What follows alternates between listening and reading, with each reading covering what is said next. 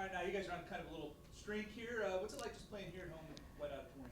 Oh, it's so amazing seeing all the students come out and, different sports. And we want to give that love back too. And yeah, it's just amazing. The energy in the gym, like you can hear people cheering. It just adds fuel to the fire of the game. What's kind of been able to fuel you guys to this winning streak and what you've been doing the last couple of weeks? The coaches and what we do in the gym. I mean, we come in for extra reps, no matter what it is, passing, setting, even if it's 15 minutes, 30 minutes a day. That's what we really focus on. And what are you looking forward to this weekend? What do you want to accomplish? This weekend, I want to keep getting the double doubles that I'm getting. I feel like that's a big help to the team. Our setters do a really good job of running the ball around. Everybody has like an equal amount of attempts, I feel, outside of, out of system balls. But I think we're just doing a really good job. It feels like you guys started well. Coach Murczek was so impressed by the level of practices you had at the beginning. But normally there'll be a dip. You'll have a streak where you don't play as well. It seems like your dips has only been one match or one set. How do you attribute the consistency that you've just had over this 18-match stretch? I think it's trusting our training and trusting what the coaches say. It's also team chemistry. We always look at each other, like pick each other up. We always say that we're 1/20th. There's 20 people a part of our program, trainers included, coaches included. So it's just like we just lean on each other in a way. Good job. Thanks. Thank you. Thank you. You guys have had such a great start to the year. You mentioned back in practice how impressed you were. But most of the time, every team has a slump, and you're going to go through that. But it seems like your slumps have really been limited to just one set or maybe one match against Washburn. How have you guys been able to be so consistently great all year? I don't know if I agree with that statement. You're not in practice every day, but we've been fortunate to perform at a pretty high level consistently this year. And to your point, it's something that I noticed this week preparing for tomorrow night was a lot of matches have been 3-0, and that's hard to do in this league.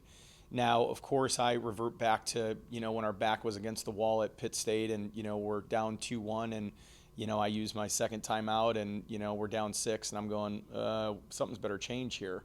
But we've been in that position now 2 or 3 times this year and we've figured a way out of it, which is great. And part of that is I think, the girls, we've got there's some freshmen playing, but we've got a couple older kids on the team. And we've relied heavily on our athleticism, and that can impose its will at times, not all the time.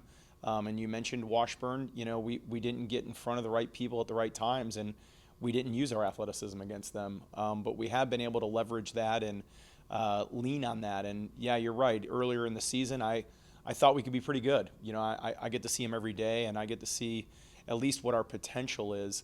But the word consistency is something that we talk about a lot. But I'm thrilled, and again, I don't know how much people look at stats, but one improvement that just from last year to this year to even preseason to now, if you look at the MIAA stats, we're only getting aced 0.74 times a set. I told the team, the first weekend we were home when we played, I thought I was going to get hit by lightning, on my way home because, we got aced less than 1 time a set. And that just hasn't happened, since I've been here. And that's not me. I'm not passing. But that's just a credit to, like the player you just had in here. I mean, these kids come in, during the day and try to get reps and try to improve their individual skill set. And then, we've been able to leverage, some alignments and formations to make it not as easy on teams. And that has been what I'm thrilled because the first contact in our sport is incredibly significant. If you can serve it in effectively and knock people off the net, you limit the amount of attackers that you have to defend.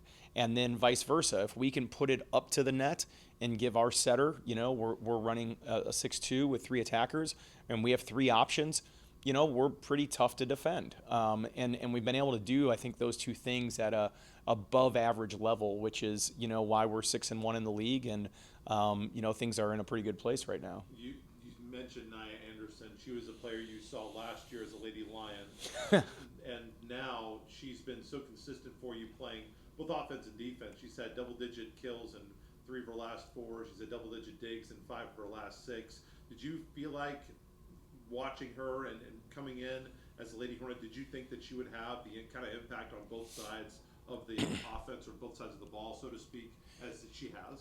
Yeah, we obviously locked horns in a 5-setter, with her squad last year, and we were very familiar with her skill set. And one area that we felt that we needed, once V graduated last year, was we had to get another player on the pin that we knew we'd have some talented freshmen, but to have somebody that had experience in this league for us was really important. They understand the demands, and she was picked on by a lot of teams. If you go back and look at who has the most serve-receive attempts, they went at her.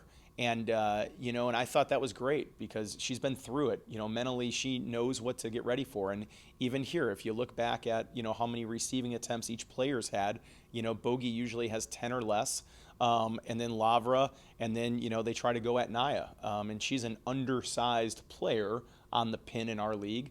But with that comes, she's got to be able to do the other skills. And, I think she had a tough one against Washburn. And, even just as a team, I think we tried to talk about we have to be more aggressive. I felt like we bailed out with a lot of soft stuff, and especially her position and, her specifically too. And I mean, what a switch, a lot of them made, including her, to go take some major big rips. And, it's just, I'm really proud of somebody that, still has the desire and the passion and the enthusiasm to still play, this late in their career. These kids start, club volleyball when they're 10, 12 years old, and a lot of them, by the time they get to college, they're burnt out, and maybe they're not playing for the right reasons, right? Maybe it's about the scholarship or whatever. And it was really something that, she and I talked at length about when we recruited her, about just what's left in your tank. What are your batteries like? Do you still want to train, or is this just,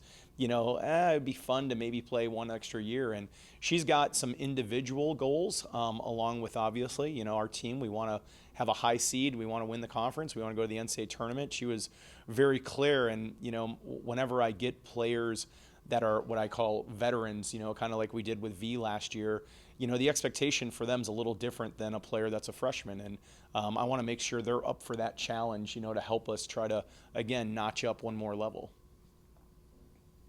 Fantastic. Appreciate it, Coach. Little long